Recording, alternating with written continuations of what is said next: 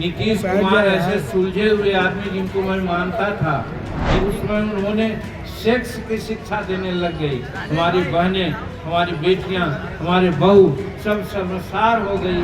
और उसके भलाई के लिए वैसा आदमी जिनका दिमाग ठीक नहीं हो, जो गरूरियत में हो गए हों, जो महिला को नहीं समझ रहे हों, जो शेड्यूल कास्ट को नहीं समझ रहे हो, दलित को नहीं समझ रहे हो, वैसे लोगों को रहने का क्या उचित है। जो आदमी दिमागी रूप में दिवालियापन हो गया हो, उसको संवैधानिक पद पर रहने का कोई अधिकार नहीं है। बाबू गिरिराज सिंह जी ने भी स्वर से स्वर मिलाते हुए कहा कि नीतीश कुमार जी 18 वर्ष से बिहार के मुख्यमंत्री हैं और 8 दिनों से घर में बंद हैं। क्या उनकी हालत है बिहार की जनता जानना चाहती है। और इसीलिए हम ट्वीट किया था कि उनका मेडिकल बुलेटिन निकलना चाहिए। हम बहुत अनुग्रहित हैं गिरिराज बाबू का कि जिन्होंने हमारी बातों का समर्थन किया, जिसका बहुत लोगों के दिमाग में बात दूसरी तरह की आई है। खैर आते रहे, चिंता नहीं। तो हम कहना चाहते हैं मेरे दोस्तों कि आज इस ऐतिहासिक भूमि से हम यही कहना चाहते हैं कि हिंदुस्तान के दलित, हिंदुस्तान के पिछड़ा और हिंदुस्तान के महिला लोग, अब बताइए नीतीश कुमार ऐसे सुलझे हुए आदमी जिनको मैं मानता था, लेकिन बिहार विधानसभा में आप जब बात बोलने लगे, जहां हमारी बेटियां थी, हमारी बहू थी, हमारी बहनें थी, उसमें उन्होंने सेक्स की शिक्षा देने लग गई। हमारी बहनें, हमारी बेटियां, हमारे बहू सब शर्मसार हो गई। और दूसरा दिन आपने देखा कि क्या मीडिया वालों ने भी कहा, हम लोगों ने कहा। तो कहने का मतलब ये महिलाओं का अपमान, अनुसूचित जाति, दलित जाति, अति पिछड़ों का अपमान करके 18 साल जो ये आज रह रहे हैं, आज यही लगता है कि इनके मानसिक दबाव कुछ है। चाहे मानसिक दबाव इस रूप में हो कि वो सोच चुके होंगे कि हम 18 साल रह गए, हमको कौन कोई बिगाड़ेगा, इसलिए उनके दिमाग में घमंड की बात आ गई। और नहीं तो फिर दूसरी स्थिति ये होती है कि जब बहुत कुछ होता है तो बहुत तरह के लोग बात बोलते हैं, उनके दिमाग में कहीं कुछ गड़बड़ी हो गई है। इसीलिए हमारा प्रफुल्ल कुमार जो विधायक हैं, उन्होंने कहा था कि नीतीश कुमार को कांके, आप लोग नहीं समझते होंगे, रांची में कांको काके है जहां पर विक्षिप्त दिमाग वालों का इलाज होता है, चिकित्सा होती है, वहां भेजने का काम उन्होंने बात की थी। तो आज हम भी समझते हैं कि नीतीश कुमार जो बिहार ऐसे राज्य जहां जो 12 करोड़ की जनता है, आज उसका शासन कर रहे हैं और उसके भलाई के लिए वैसा आदमी जिनका दिमाग ठीक नहीं हो, जो गरूरियत में हो गए हों, जो महिला को नहीं समझ रहे हों, जो शेड्यूल कास्ट को नहीं समझ रहे हो, दलित को नहीं समझ रहे हो, वैसे लोगों को रहने का क्या उचित है। और संविधानिक प्रोविजन भी है जिसकी चर्चा हमारे साथियों ने किया कि जो आदमी दिमागी रूप में दिवालियापन हो गया हो, उसको संवैधानिक पद पर रहने का कोई अधिकार नहीं है। और ये साबित हो गया है कि आज नीतीश कुमार चंगा मन से काम नहीं कर रहे हैं। और यही कारण है कि आज 8 दिन से घर में बंद हैं और पता नहीं कब तक बंद रहेंगे।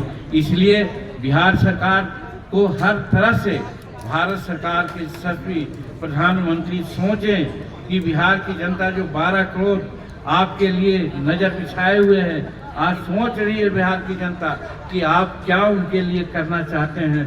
हम अनुरोध करना चाहते हैं इस ऐतिहासिक भूमि से कि आप देखिए बिहार को, और जिस प्रकार से आप हिंदुस्तान को चला रहे हैं, जिस प्रकार से आप विदेश के अगुवा बने हुए हैं, G20 का बैठक में जिस प्रकार से आपने हिंदुस्तान का परचम लहराने का काम किया, जिस प्रकार से चंद्रयान ऐसा वैज्ञानिक पद चिन्ह छोड़ चुके हैं, आप हर तरह से हिंदुस्तान को आगे ले जा रहे हैं, जगत गुरु बनाने की बात आप कर रहे हैं, तो आप बिहार के बारे में भी सोचिए, हम दलितों के बारे में भी सोचिए कि क्या नीतीश कुमार कह गए, क्या कहना चाहते हैं। आखिर बाबा साहब भीमराव अम्बेडकर ने संविधान बना करके हम लोगों को जो सेफ गार्ड किया था, हमारे अधिकारों का क्यों आज दुरुपयोग कर रहे हैं, जिससे हम लोग बहुत पीछे पड़ रहे हैं। हम बहुत बात कहते, लेकिन एक चीज़ और कहना चाहते हैं कि बिहार में एक चीज़ हो रहा है, जैसे दलितों के अपमान में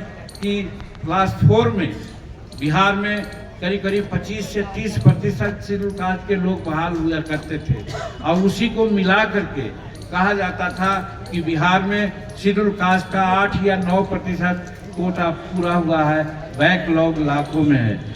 कहना चाहते हैं कि उसको बदस्तूर लागू रखना चाहिए था, लेकिन आप लोगों को कहना चाहते हैं इस ऐतिहासिक भूमि में कि 2017 में आज हो गया है कि वहाँ क्लास 4 की नियुक्ति बंद हो गई है सरकार के द्वारा। क्लास 4 की नियुक्ति नहीं करेंगे, सब आउटसोर्सिंग को दे दिया है।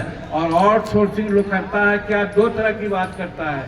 एक तो कहता है कि वहाँ पर हमारा आरक्षण को नहीं देता है, आरक्षण खत्म कर देता है, और दूसरी बात वो करता है कि हमको अगर 15,000 रुपये मिलना चाहिए तो एजेंसी वाले लोग हमको 6,000 और 7,000 पेमेंट करते हैं। इस तरह का अनेक बातें इधर उधर कर करके आज बिहार में भी हमारा हक को मार रहे हैं। तो हम विशेष बातें बोल चुके हैं अपना मीडिया में, और बहुत अच्छी बात संतोष कुमार सुमन ने भी कहने का काम किया, हमारे माननीय सदस्यों ने किया।